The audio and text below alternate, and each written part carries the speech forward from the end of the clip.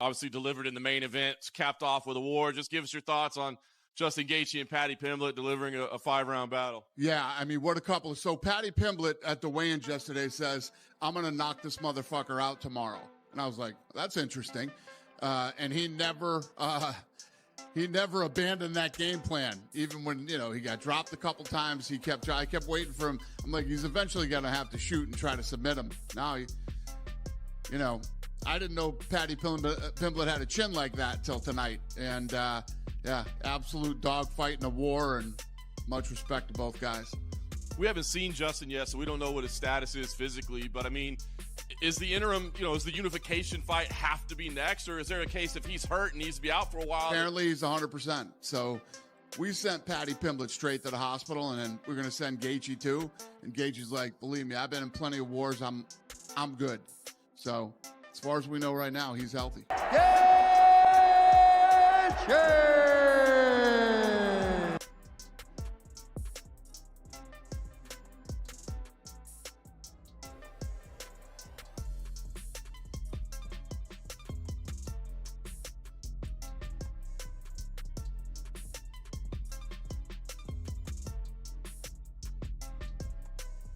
And now our tale of the tape for this lightweight fight. 4 years apart, with similar height and some differences in reach. All right, now for the official introductions, here is Bruce Buffer. Ladies and gentlemen, this is the main event of the evening. And when the action begins, a referee in charge of the Octagon, Yves Lavigne. And now, this is the moment UFC fans around the world have been waiting for. Live from the T-Mobile Arena in Las Vegas. Justin, you publicly said this is the last chapter of your career. You want to go out with the title. Give us your thoughts on what tomorrow night means to you. Oh, it means everything. I've committed my whole life to this, and every fight's the biggest, but this is the biggest fight of my life. I cannot wait to carry the stars and stripes on my back and represent this country like it should be represented. Thank you, sir. Good luck to you. Justin Gaethje, ladies and gentlemen.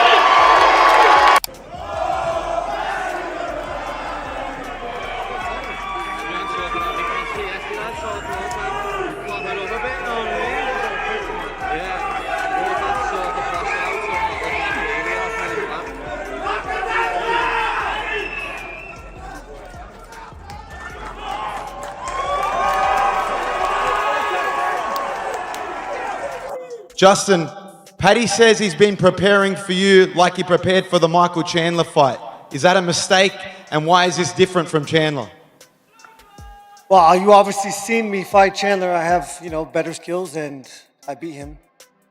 But I don't care what he says, what he thinks. If he thinks I'm Michael Chandler, again, it goes back to my first statement. I love everything he's saying right now. And last one, your manager said he would like to see you fight Conor McGregor at the White House. At this stage in your career, would you take the money fight, or would you be focused on the undisputed title next? I'm only focused on Paddy Pimblett, January 24th. How many times do I gotta say I don't expect to be alive after these fights? I go in there willing and ready to give everything, and that's the same. I'll be on the White House card no matter what. Who I'm fighting doesn't matter. Some critics think you don't have enough experience for a title fight. What is the fight that earned you this title shot? Winning my last fight, being on a 7-fight win streak, the longest in the lightweight division. The critics can stick it up their asses. I'm the one who's fighting for the belt. This fight has the MMA world completely divided, and not without reason. On one side stands Justin Gaethje, a battle-tested veteran forged through years of elite-level brutality, a man who has survived wars that would break most fighters. On the other side is Paddy Pimblett, a momentum-fueled wildcard whose chaotic rise has shattered expectations every single time he steps into the octagon. This isn't just experience versus hype. It's controlled violence colliding with unpredictable madness. We know Justin Gaethje is known for his iconic backflip. If everything goes for you well, do you have anything up your sleeve come celebration time? I'm not doing no backflip, me lads. Fuck that, I'll break my neck. Don't know. Probably just start dancing like I always do, lad. I've got nothing special planned. I'll just crack on. From the very beginning, Paddy made it clear that he understands exactly what kind of fight this is going to be: violent, personal, and unforgiving. The face-off didn't cool things down, it did the opposite. It poured gasoline on an already raging fire. Neither man blinked. Neither man showed doubt. Their body language alone told a chilling story. Two fighters who genuinely believe the man standing across from them is walking straight into something he won't. This fight. Usually when we think of Gaethje, we think of wars, we think of back and forth scraps. Do you think this is going to be a dominant one-way traffic performance by yourself? That's our job, innit? We're meant to hate each other. That's what everyone's here to see. You know what I mean? Is part of you hoping that maybe Justin can finally be the one to drag you into a war, take you the full 5 rounds and see what your medal is made of? Yeah, of course. But I know I've got that in me anyway. I know I've got the heart and the desire to go 5 rounds with a warrior like Justin Gaethje, but it's not going to go that long. As I say, I'm going to put a beating on him, and it's going to be like he's never had before. And I can't wait to show everyone just how good I am. Paddy openly signaled that this isn't just another name on his record.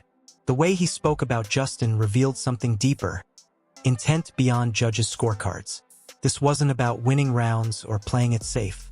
He framed this fight as a personal collision, where damage, dominance, and psychological impact matter just as much as having your hand raised at the end of the night. Do you feel like you're representing the legends against the disrespectful new breed here? I'm still in it. Legends retire. I ain't retired yet. I'm still in it. The fire is still as bright and as hot as it's ever been, and I cannot wait to fight this guy. Lad, Dustin's never got a nice word to say about me, lad. So, I was honest and said he looked like shit against Gaethje. Fucking hell, stop fucking crying, you gonna get That wasn't even the fight you were talking about. You said his last fight. Which? No, I'm saying Dustin looked like shit against Holloway. That was what I said. You would also look like shit against Holloway. Well, we'll see. Once I beat you, I could end up fighting him. Well, you won't be fighting him. When the conversation shifted toward the possibility of a long, grinding war, Paddy didn't hesitate for a second. The idea of 5 brutal rounds didn't scare him. He welcomed it. He confidently claimed he has the heart, the gas tank, and the mindset for deep waters, while simultaneously brushing off the idea that Justin would even be able to survive that long with him. Tension spiked when Justin referenced past fighters and performances, subtly calling Paddy's words disrespectful. But Paddy doubled down instantly, making it crystal clear that upsetting people is part of the plan if it keeps the psychological pressure exactly where he wants it. Paddy, Justin said yesterday that you're no Khabib Nurmagomedov on the ground and he's going to fight you with no fear in that area. Do you think he's going to be surprised about your ground game if it does go there?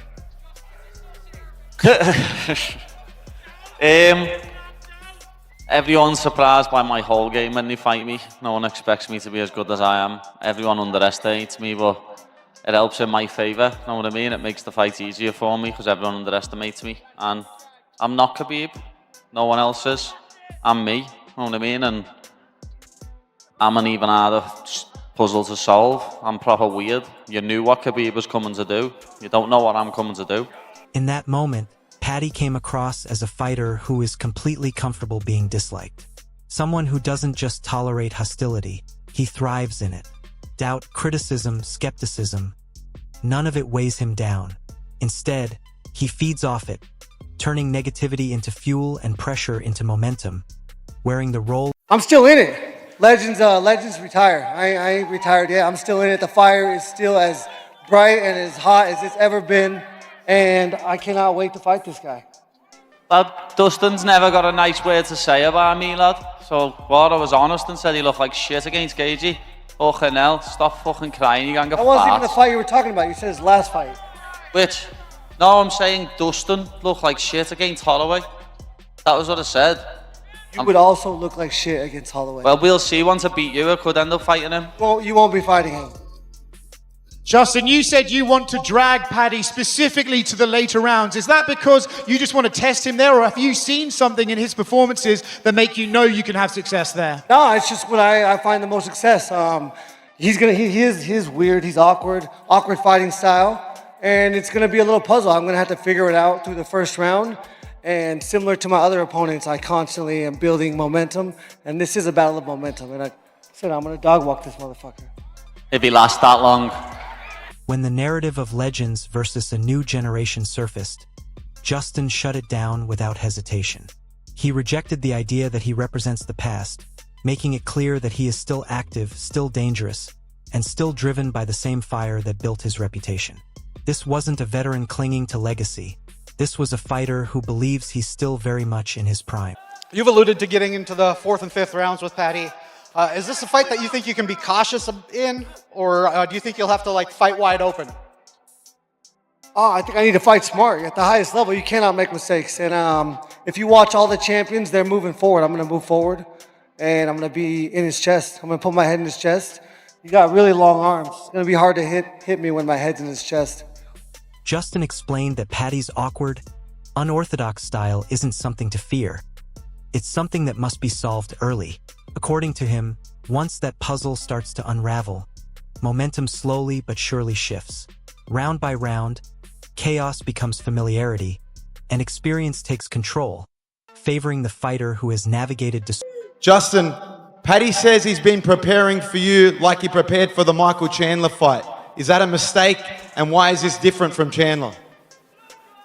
Well, you obviously seen me fight Chandler. I have, better skills, and I beat him.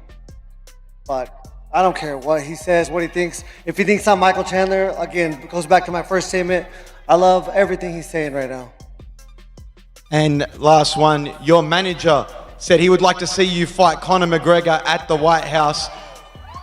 At this stage in your career, would you take the money fight, or would you be focused on the undisputed title next? I'm only focused on Paddy Pimblett, January 24th. How many times do I got to say I don't expect to be alive after these fights?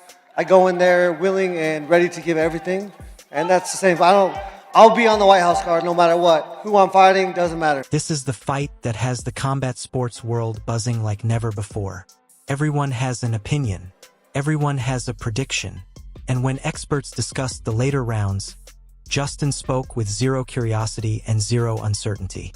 He framed deep waters not as a danger, but as an advantage, fully believing that extended time only sharpens his pressure. Yeah, Gaethje's a different beast, and look, Scalzos don't get knocked out. Now you can take a shot, but again, you don't want to be a highlight. That's what I'm saying. So, and the highlight who doesn't get tired. So I think this is Paddy's biggest challenge yet. Perfect opponent, perfect fight for them. Old dog, new dog. And Gaethje, that was one of his last 3 fights against Poirier. Another highlight. There's another highlight against a beast in Barboza. So the leg kicks from Gaethje too. Yeah. Oh yeah, true. The stance. I didn't even think about that. This is what Gaethje used. He still does it. The ones he did against Barboza. Leg kick for leg kick. They were both battling. Tony Ferguson as well. The way he handled him with the leg kicks. Fuck, shit was gangster. Gaethje, I just like the style. Come forward. This is gonna be crazy. This is gonna be crazy. Paddy, meanwhile, leaned completely into being underestimated. He embraced the comparisons, only to dismiss them outright.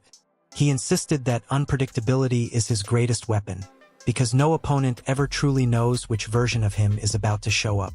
He pointed out that fighters like Khabib were always predictable in their approach, while his own style is far stranger, far harder to read, turning every exchange into a dangerous guessing game where hesitation gets punished and instinct gets rewarded. And to him, and Gaethje is that guy, 37, but he's still that guy. He's still the violent highlight. So yeah, but again, that kind of stuff is fuel if you choose to use it as fuel. So he seems like he is. What should Gaethje's approach to this fight be? Fucking be Gaethje. Just be Gaethje. Be you. Do you. You know who you are. So don't let him tell you who you are. Show them who you are. Leg kicks is good, but don't start off with leg kicks. Start off with his Gaethje has a nice jab. He likes to stay in the mid-range, so he'll be able to jab Paddy, but Paddy as well has, if he uses his jab well, he'll be fine. I think Paddy will be on the back foot first, and if he cracks Gaethje, then he'll be the one dictating the pace. But Gaethje will be the first one dictating the pace, in my opinion, in the first few exchanges on the first round. Gaethje has to also be careful because Paddy hits hard, but Gaethje can eat him. Look, there's a reason Paddy's the favorite in this fight. Again, I'm just going to follow the script today. Today I'm following the script. What, smart money? Yeah, just smart money. So if I say Paddy in this fight, I just think it's going to be fire. Justin's demeanor throughout the face-off remained calm, cold, and controlled. He projected the energy of a man who believes words mean nothing once the cage door closes. To him, every unanswered question will be resolved through pressure, power, and physicality. As expert opinions rolled in, voices like Israel Adesanya emphasized that this is not a diminished version of Justin Gaethje. His leg kicks, relentless forward pressure. Fiziev fight ends up being a close decision where he builds as the fight goes on and starts breaking him in the third round. Both times that seemed to happen. But Fiziev took him down in round 1. Pure striker Fiziev took him down in round 1 and had him in an inverted triangle. And had him there for a while. And I think he could have done a lot more work from that position if he kind of knew the position he was in. But it seemed like once Fiziev ended up there, he just started hitting the body a few times and then thought, I don't know where to progress from this position. If Pimblett ever ends up landing on Gaethje in like one of those precarious positions, it's going to be immediate, like a latch, single, triangle, on the arm, wrench, go round to the back. It's going to be like a systematic jiu-jitsu difference that Oliveira had, but after dropping Gaethje in the first place, you know? At the same time, analysts acknowledged Paddy's momentum and self-belief. These are the moments where careers are defined, where confidence collides with experience, where belief crashes into reality, and where a single mistake can permanently... So I'm going to go with Pimblett by submission. I think at some point he'll end up on top of Gaethje. Will that be from a takedown? I think he could if he gets the body lock. I think he could. I don't think I see him shooting single leg or a double leg on Gaethje and getting it. But if they end up brawling and he shoots in while he bounces off the cage and gets the body lock and drags him like he did to Chandler, I could see it there. I could see it happening there. I could even see him dropping Gaethje or wobbling him on the feet. Gaethje does get wobbled and dropped. He's been wobbled and dropped. He's been flatline KO'd.